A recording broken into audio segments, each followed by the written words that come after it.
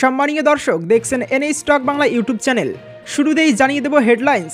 তোদের কারো ক্ষমতা নেই আমার একটা চুলো স্পর্শ করার, হুঁশিয়ারি মমতার। সন্দেশখালির সন্দেশ, বাংলা বিরোধীদের খেলা শেষ, বিজেপিকে নির্লজ্জ বললেন অভিষেক বন্দ্যোপাধ্যায়। ভোট ব্যাংকের ভয়ে রামকে তৃণমূল বহিষ্কার করেছে, তীব্র আক্রমণ শাহের। ডিসেম্বরেই পড়ে যাবে সরকার, ডেডলাইন বেঁধে দিলেন বিজেপির অভিজিৎ। ভোটের মুখে জোড়া ধাক্কা, সন্দেশখালির ভিডিও ও রাজ্যপাল ইস্যু চিন্তা বাড়াচ্ছে গেরুয়া শিবিরের। ফের প্রচারে বাংলায় আসছেন মোদি। দুদিনে হাওড়া হুগলিতে 4 জনসভা প্রধানমন্ত্রীর। মহিলাদের অসম্মানজনক কাজে লাগিয়ে ক্ষমতায় থাকার চেষ্টা, মুখ্যমন্ত্রীকে নিশানা দিলীপের। শুনছিলেন হেডলাইন্স, এখন শুনবেন বিস্তারিত। তার আগে আপনি যদি আমাদের চ্যানেলে নতুন হয়ে থাকেন, অবশ্যই চ্যানেলটিকে সাবস্ক্রাইব করে পাশের বেল বাটনটি অন করে রাখবেন প্রতিদিনের বাছাই করা বিশেষ বিশেষ খবর সবার আগে দেখার জন্য। তোদের কারো ক্ষমতা নেই আমার একটা চুলো স্পর্শ করার, হুঁশিয়ারি মমতার। লোকসভা নির্বাচনের প্রচার সভা থেকে বিজেপিকে তুলে ধরল তৃণমূল সুপ্রিমো মমতা বন্দ্যোপাধ্যায়ের। এবারে লোকসভা নির্বাচনে বাংলার উপর বিশেষ নজর দিয়েছে বিজেপি। টার্গেট নিয়েছে 2019 সালের তুলনায় আরও বেশি আসন ছিনিয়ে নেওয়ার। ভোটবঙ্গে তেতে উঠছে রাজনীতির বাতাবরণ, চলছে আক্রমণ পাল্টা আক্রমণের পালা। এসবের মধ্যেই সোমবার নির্বাচনী জনসভা থেকে মমতা বন্দ্যোপাধ্যায় বললেন, আজ বিজেপি বড় বড় কথা বলছে, বাংলার বদনাম করছে, বলছে বাংলা থেকে মমতা বন্দ্যোপাধ্যায়কে হটাও। এরপরই তৃণমূল নেত্রীর আক্রমণ, মমতা বন্দ্যোপাধ্যায় যতদিন বেঁচে থাকবে বাংলায় থাকবে। তোদের কারো ক্ষমতা নেই মমতা বন্দ্যোপাধ্যায়ের একটা চুলো স্পর্শ করার। উল্লেখ্য, এবারের লোকসভা নির্বাচনে আরও বেশি আসনে জিতে তৃতীয়বার মোদী সরকার গঠনের টার্গেট নিয়েছে বিজেপি নেতৃত্বাধীন এনডিএ জোট। 400-র বেশি আসনের জয়ের টার্গেট নিয়েছে পদ্ম শিবির। সেই টার্গেট পূরণের জন্য বাংলা থেকে অন্তত 30 থেকে 35টি আসন জিততে চাইছে বিজেপি। বঙ্গ বিজেপি নেতারা দাবি করছেন, এ রাজ্য থেকে তারা 35টি আসন পেলে বাংলাতেও সরকারও পাল্টে দিতে পারবে। এসবের মধ্যেই এদিন বোলপুরে তৃণমূল প্রার্থী শতাব্দী রায়ের প্রচার সভা থেকে বিজেপিকে এক হাত নিলেন তৃণমূল সুপ্রিমো। বোলপুরের সাঁইথিয়ায় সোমবারের জনসভা থেকে রেশন 100 দিনের কাজের টাকা থেকে শুরু করে একের পর এক ইস্যুতে কেন্দ্রের বিজেপি সরকারকে এক হাত নিলেন মমতা বন্দ্যোপাধ্যায়। তৃণমূল সুপ্রিমোর দাবি, বিনা পয়সায় চাল দিতে গেলে বছরে 32,000 কোটি টাকা লাগে 9 কোটি লোকের জন্য। সব টাকা আমরা দিয়েছি, কেন্দ্র 2 বছর ধরে একটা পয়সাও দেয়নি। সন্দেশখালির সন্দেশ, বাংলা বিরোধীদের খেলা শেষ, বিজেপিকে নির্লজ্জ বললেন অভিষেক বন্দ্যোপাধ্যায়। সন্দেশখালির ঘটনা নিয়ে বিজেপিকে পাল্টা চাপে ফেলতে মরিয়া তৃণমূল কংগ্রেস। স্টিং অপারেশনের যে ভিডিও ভাইরাল হয়েছে তাকে হাতিয়ার করেছে বাংলার শাসক দল। অভিষেক বন্দ্যোপাধ্যায় এই প্রসঙ্গে আগে মন্তব্য করেছিলেন, বলেছিলেন সন্দেশখালির মহিলাদের সম্ভ্রম বেছে দিয়েছে বিজেপি। সোমবার মঙ্গলকোটের জনসভা থেকে সন্দেশখালি ইস্যুতেই বিজেপিকে আবার তুলোধনা করেন অভিষেক বন্দ্যোপাধ্যায়। পুলওয়ামার রক্তাক্ত স্মৃতি এখনও দেশবাসীর মনে রয়েছে। সন্দেশখালি ইস্যুতে বিজেপিকে বিত্তে সেই ঘটনার প্রসঙ্গ টানলেন অভিষেক বন্দ্যোপাধ্যায়। মঙ্গলকোটের সভামঞ্চে দাঁড়িয়ে অভিষেক বলেন, পুলওয়ামা বিজেপি করিয়েছিল বলে শুনেছিলাম, আমি বলছি না। সত্যপাল মালিক বলেছেন বিজেপি যাকে গভর্নর করে পাঠিয়েছেন, 40 জন জওয়ান শহীদ হওয়ার ঘটনার পিছনে নাকি বিজেপি রয়েছে, আমরা শুনেছি আর গত পরশু নিজের চোখে দেখলাম। এরপরেই সন্দেশখালির স্টিং অপারেশনের ভিডিওর কথা বলেন অভিষেক বন্দ্যোপাধ্যায়। গত শনিবার সকালে সন্দেশখালির একটি স্টিং অপারেশনের ভিডিও ভাইরাল হয়েছে। তাতে দেখা যাচ্ছে সন্দেশখালী 2 নম্বর ব্লকের বিজেপি সভাপতি গঙ্গাধর কয়াল স্বীকার করছেন, মহিলাদের ধর্ষণের ঘটনা পুরোটাই সাজানো, সেজন্য তাদের টাকা দিয়ে সাহায্য করেছেন শুভেন্দু অধিকারী। অভিষেক বন্দ্যোপাধ্যায় এদিন বললেন, সন্দেশখালীতে মহিলাদের মান, ইজ্জত, সম্ভ্রম 2000 টাকায় বিক্রি করেছে বিজেপি।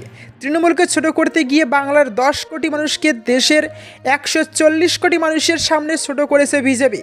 গোটা বিশ্বের সামনে বাংলার মানুষের সম্মান মাটিতে মিশিয়ে দিয়েছে। একটা রাজনৈতিক দল এত নির্লজ্জ হতে পারে, আমরা কেউ স্বপ্নেও ভাবতে পারিনি। এত কিছু শুধু রাজনৈতিক লড়াইয়ে 4টে ভোটের জন্য, প্রশ্ন অভিষেকের। বিজেপিকে কটাক্ষ করে অভিষেক বন্দ্যোপাধ্যায় স্লোগানও তোলেন, বলেন যারা সন্দেশখালি নিয়ে গলা ফাটিয়ে বলতো সন্দেশখালি করবে তৃণমূলের চেয়ার খালি, আজকে প্রমাণ হয়ে গেছে সন্দেশখালি ভারতীয় জনতা পার্টির দলটাই জালি। তার ঘোষা, সন্দেশখালির সন্দেশ, বাংলা বিরোধীদের খেলা শেষ। চলতি লোকসভা নির্বাচনে সন্দেশখালির ঘটনাকে অন্যতম ইস্যু করে নিয়েছে বিজেপি। প্রধানমন্ত্রী নরেন্দ্র মোদী পর্যন্ত এ নিয়ে লাগাতার প্রচার করে চলেছেন। বাংলায় মহিলারা কতটা অরক্ষিত তা তুলে ধরছেন প্রধানমন্ত্রী। তিনি একা নন, বাংলায় প্রচারে এসে অমিত শাহ এই প্রসঙ্গে তৃণমূলকে নিশানা করেছেন। তার সোমবারের জনসভা ব্যতিক্রম ছিল না। কিন্তু তৃণমূল ওই ভিডিওকে সামনে রেখেই দাবি করেছে সন্দেশখালীর ঘটনা পুরোটাই সাজানো। অভিষেকও বলেছেন বিজেপি যাকে বসিরহাটে প্রার্থী করেছে তাকেও টাকা দিয়ে অভিযোগ করানো হয়েছিল। ভোট ব্যাংকের ভয়ে রামকে তৃণমূল বহিষ্কার করেছে, তীব্র আক্রমণ শাহের। তৃণমূল এবং কংগ্রেস রাম মন্দির তৈরির পথে বাধা ছিল।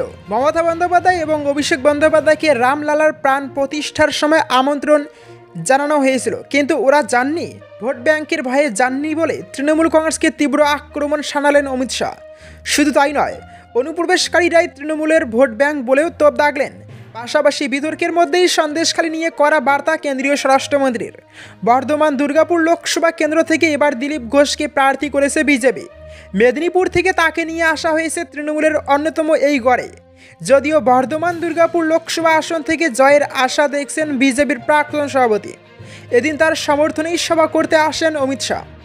আর সেই সভা থেকেই কড়া ভাষায় তৃণমূল সরকার এবং মমতা বন্দ্যোপাধ্যায়কে আক্রমণ শানান তিনি। পাশাপাশি রাহুল গান্ধীর বিরুদ্ধেও তো তোপ দাগেন।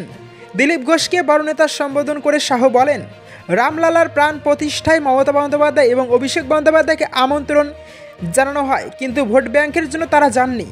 ভোট ব্যাংকের ভয়ে রামকে তৃণমূল বহিষ্কার করেছে বলেও আক্রমণ কেন্দ্রীয় স্বরাষ্ট্রমন্ত্রীর। অন্যদিকে অনুপ্রবেশ নিয়েও তোপ দাগেন, বলেন কাটমানি খেয়ে এবং অনুপ্রবেশকারীদের প্রবেশ করিয়ে তৃণমূল ভোট ব্যাংক তৈরি করেছে। বিজেপি সরকার অনুপ্রবেশ বন্ধ করতে কড়া পদক্ষেপ নেবে, এমনকি সিএ নিয়েও আক্রমণ শানান। নাগরিকত্ব আইনে হিন্দু ভাইদের নাগরিকত্ব দেওয়া হবে, আর তা দেওয়া থেকে কেউ আটকাতে পারবে না, এমনকি মমতা বন্দ্যোপাধ্যায়ও না বলে তোপ। পাশাপাশি এদিন ফের সন্দেশখালী নিয়েও আক্রমণ শানান। তবে ভাইরাল ভিডিও নিয়ে একটাও মন্তব্য করেননি অমিত শাহ। তার কথায় শেখ শাহজাহানের কথা উঠে আসে। বলেন, ধর্মের ভিত্তিতে মা বোনেদের উপর অত্যাচার করেছে সন্দেশখালীর তৃণমূল নেতারা। দোষীদের ধরা হয়নি, সিবিআই তদন্ত করছে ঘটনার, হাইকোর্টের নির্দেশে হচ্ছে তা।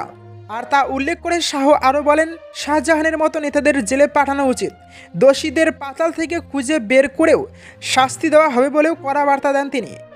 এদিন শুধু বর্ধমান দুর্গাপুর নয়, কৃষ্ণনগরেও রোড শো করেন অমিত শাহ।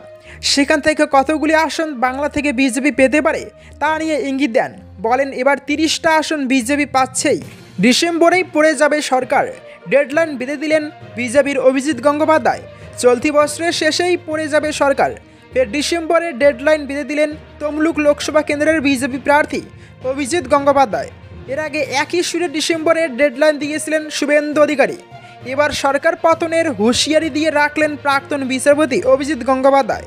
তার দাবি, ডিসেম্বরের মধ্যেই ক্ষমতায় আসবে বিজেপি। সোমবার সকালে শুভেন্দু নন্দীগ্রামে পৌঁছে নারায়ণ চকে ভোট প্রচার করেন।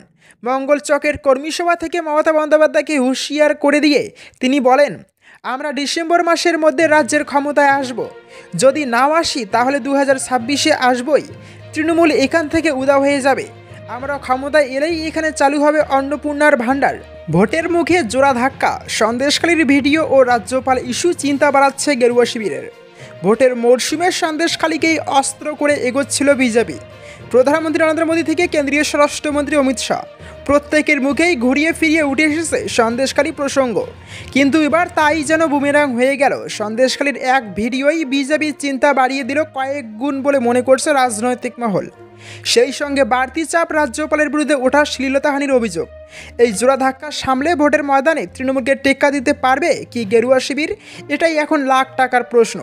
দ্বীপ অঞ্চল সন্দেশখালী জুড়ে তৃণমূল নেতাদের দাপট, জমি ভেরি দখল থেকে এলাকার মহিলাদের শারীরিক নিগ্রহের অভিযোগকেই চলতি লোকসভা ভোটে তৃণমূলের বিরুদ্ধে অস্ত্র করেছিল বিজেপি। খোদ মোদির মুখে বারবার শোনা গিয়েছিল সন্দেশখালীর কথা।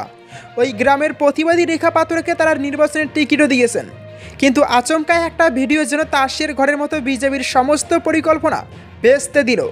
সন্দেশখালীতে তৃণমূলের অত্যাচার নিয়ে যারা মোটের উপর নিশ্চিত হয়ে গিয়েছিল, স্টিং অপারেশনে প্রকাশ্যে আসা এক ভিডিও তাদেরও দুবার ভাবতে বাধ্য করছে।